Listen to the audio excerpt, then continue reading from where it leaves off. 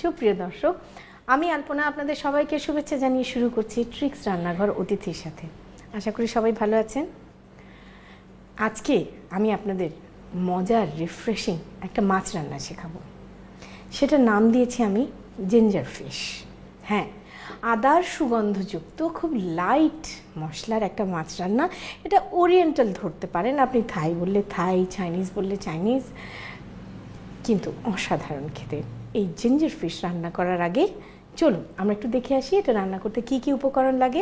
Ginger fish তৈরি করতে আমাদের লাগবে বাছা ফিশ ফিলে 2টি, অ্যারারুট পরিমাণ মতো, সয়াবিন তেল আধা লিটার, আদা কুচি 1 কাপের 4/1 শিমলা মরিচ 1টি, শুকনো মরিচ 2টি, ভিনেগার 2 টেবিল চামচ, চিনি 3 টেবিল চামচ, লবণ 1 টেবিল চামচ, সেসিমি অয়েল সামান্য পরিমাণ এবং লেটুস পাতা সাজানোর জন্য। আমি এই বিশেষ আইটেমটি রান্নার জন্য নিয়েছি বাসা ফিশ ফিলে।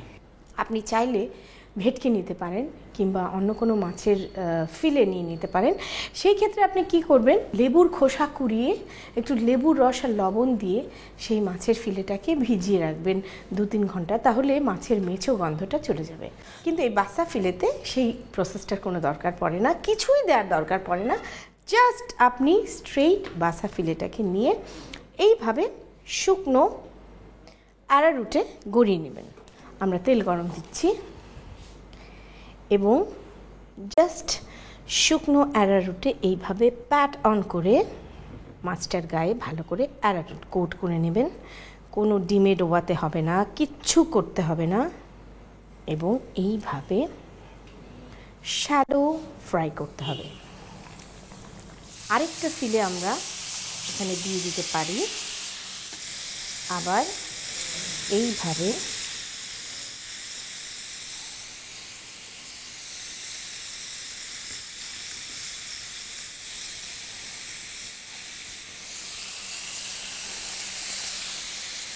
একেবারে মচমচে করে ভাজতে হবে না, মোটামুটি মাছটা সেদ্ধ হয়ে গেলেই কিন্তু আপনার ভাজা হয়ে যাবে।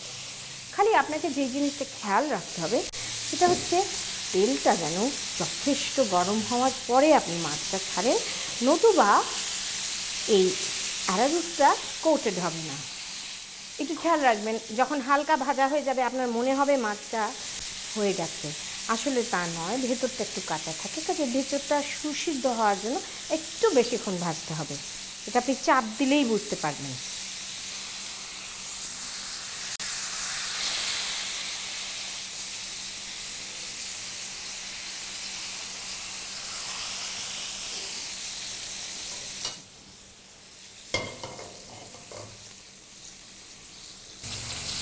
আমার মনে হয় আমাদের এই মাছটা হয়ে গেছে, তুলে ফেলে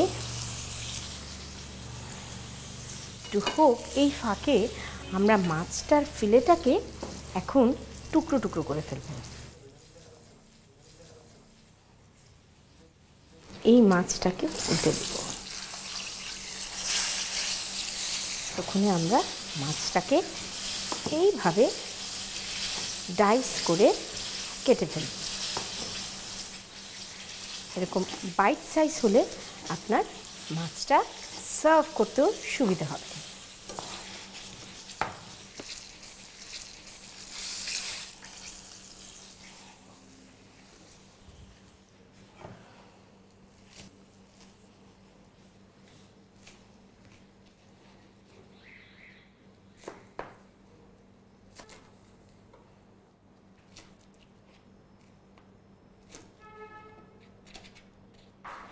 সার্ভিং ডিশে তুলে ফেলি।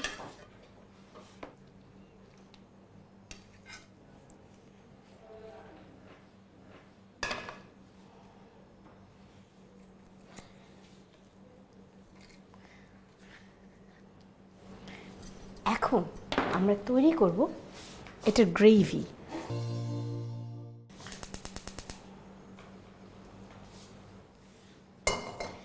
গ্রেভিটা খুবই হালকা, একেবারে লাইট টেস্টের।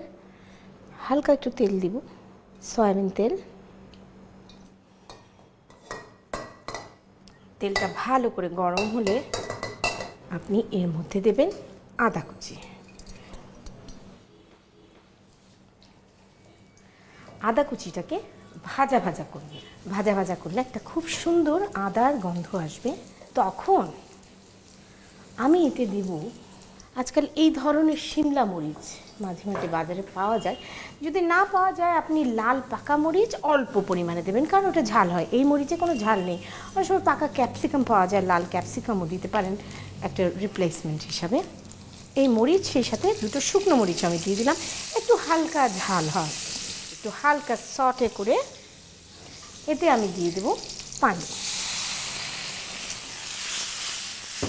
এখন আমি এতে দিব 2 টেবিল স্পুন ভিনেগার,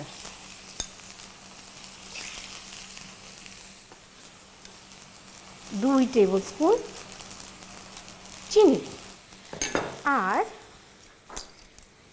1 টিস্পুন লবণ।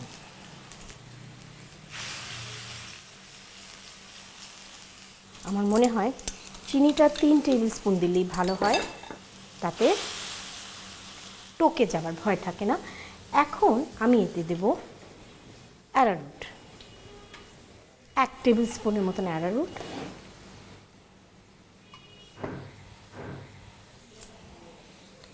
ঝটপট রান্না। অ্যারারুট দেওয়ার পরে একটা মাইল্ড পাতলা গ্রেভি তৈরি হবে। আমি চুলা অফ করে দিলাম। এবার এতে দেব একটু সেসেমি অয়েল, জাস্ট ড্রিজল করে, এবং এই অসাধারণ গ্রেভিটাকে আমি সার্ভ করব এই ফিশের উপরে এইভাবে।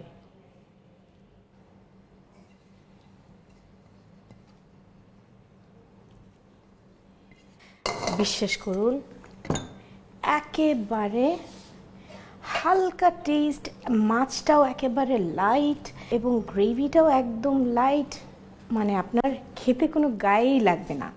আপনাদের জন্য তৈরি হয়ে গেল জিঞ্জার ফিশ। সবার সুবিধার জন্য চলুন এটার প্রণালীটা আর একবার দেখে আসি। প্রথমে বাছা ফিশ ফিলে অ্যারারুটে ভালো করে গড়িয়ে গরম তেলে ভেজে টুকরো করে নিন। এবার একটি কড়াইয়ের গরম তেলে আদা কুচি, শিমলা মরিচ, শুকনো মরিচ, পানি, ভিনেগার, চিনি, লবণ, গোলানো অ্যারারুট ও সেসেমি অয়েল দিয়ে ভালো করে জাল দিয়ে গ্রেভি তৈরি করে নিন। সবশেষে তৈরিকৃত গ্রেভি মাছের উপর ঢেলে লেটুস পাতা দিয়ে সাজিয়ে পরিবেশন করুন মজাদার জিঞ্জার ফিশ।